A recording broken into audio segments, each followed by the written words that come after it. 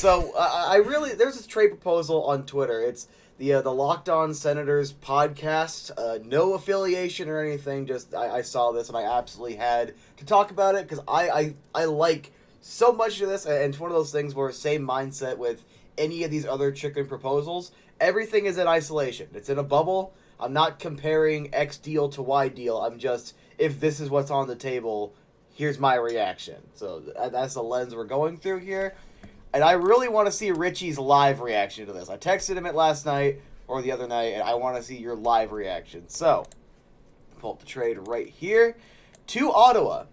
One, Nich Schmaltz, 4 years remaining at $5.85 million cap hit. I think the salary with bonuses is, somewhere around $8 million a year. And the Colorado first, which at this point in this context, kind of worthless. It's 31st or 32nd overall. For Nikita Zaitsev, only 2 more years, $4.5 million. And the 7th overall draft selection. And if you've been watching this podcast for a while, you know I really want the Coyotes to find a way to get a second top 10 pick, because there is just a lot of really, really good young talent in the top 10 this year that I'm saying yes almost exclusively because, wow, we can actually get back into the top 10. You get out from a little, it gives you some cap flexibility in a couple of years. The only real downside is Nich Schmaltz and Clayton Keller's ridiculous amount of chemistry together, but as we'll talk about a little bit more throughout, we do have a couple of minor nitpicks on that. So my reaction is I'm going for it for the top 10 pick. Richie, give me everything. So this is a tough one to me because I think I obviously everyone's biased about their players and they overvalue a bit. I really like Nich Schmaltz on the Coyotes, and that's super difficult to me because the thing is, if you can somehow get into the 7th overall and potentially draft Cutter Gauthier, I think that would be a huge win for the Coyotes. And as crappy as it does seem to lose Nich Schmaltz, you said it was for 3 more years for his contract, right? 4 more years for Schmaltzy, only 2 years on Zaitsev. Okay.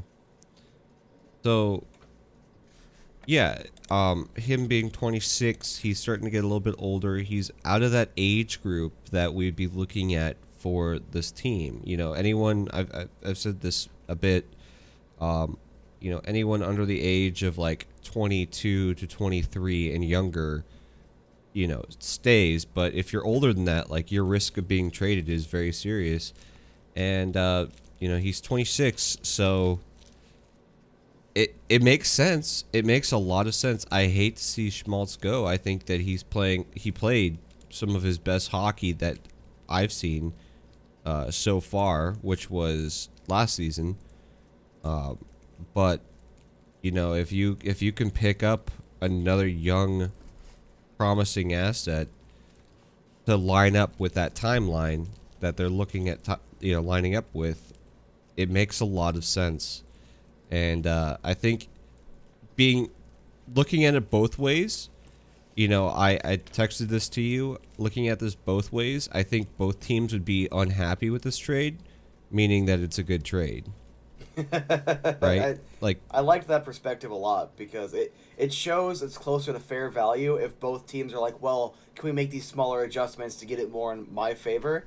That probably means that it's pretty fair, if not almost dead on in terms of value. Yeah. Yeah. But I would go with yes. I think I would do that trade. And just for me to kind of elaborate on what I meant by some nitpicks, so obviously Schmaltz, solid player. All right, I don't want to say great. I feel like great should be upper echelon, but he's a very, very good player. We were both at that game. We're 7 points in one game? Ridiculous. Mm-hmm. Played his best hockey of his entire career last season.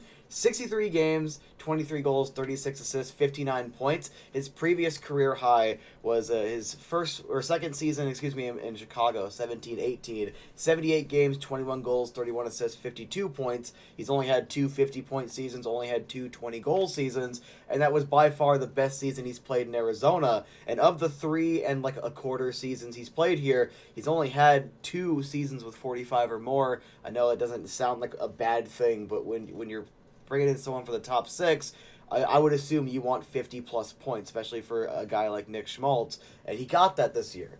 And again, this is just a random Twitter account, it's a podcast tweeting it out, if his value did go up that much, and again, what he said, 26 years old, 4 years left, I'll take him till he's 30, his best hockey right here, right now, would be when he's entering his prime. You capitalize on that high, because even though I still think, and it is still a possibility, whether it's a 2% or a 92%, that the Coyotes could be way better than we expect next year because the boomer bust potential of young rosters. They either take a few years to get together or they just click and it all goes. But realistically, probably between 3 to 5 years, he doesn't fit the timeline. He simply doesn't. And if we could get, just for reference, our top 10 little mock that we came up with, number 7 would be Savoy. Right after that would be Gauthier, Yurchek, and Nazar. And I'm not going to lie, if it comes down to for Yurchek, for Gauthier, for Schmaltz, I already see that 32nd, 31st pick overall as being kind of worthless. Because it's basically, you can get good value picks like a Zach Dean last year, but the problem is we need really high-quality talent coming in, young talent into this franchise for this rebuild. Do it right. When Tempe opens, I want to see a couple good playoff runs. I don't need the cup. I want it, but I need a Western Conference Finals appearance. I need a good long playoff run, and if you're telling me I can have Gauthier or Yurchek, I think that greatly improves the Coyotes' likelihood of being able to do that. And it comes down to, I can really like Schmaltz as a person, from what I can tell. Obviously, don't know him personally. I can really like him as a hockey player, but from a business perspective, a business decision, I don't see how this would be a negative for the Coyotes. Yeah. Because that pick is just kind of worthless. Unless it was like a small little addendum that Richie had before we started recording. If it was like Timmins, and because of that injury last year, we don't know how he's going to play this year. If it was Timmins and Schmaltz for the 7th overall, I would still take it, because you're getting out from a guy that, again, he could full recovery. He can make me look stupid. He can score 25 goals next year. I don't see it. I'm not going to say I see that, but possible. He can make me look dumb. But if you're getting out from under that and a contract that's going to take a guy till he's 30, and you're getting one of these top 2 or top 10 prospects, I could not complain. And that's kind of the perspective we're going with here.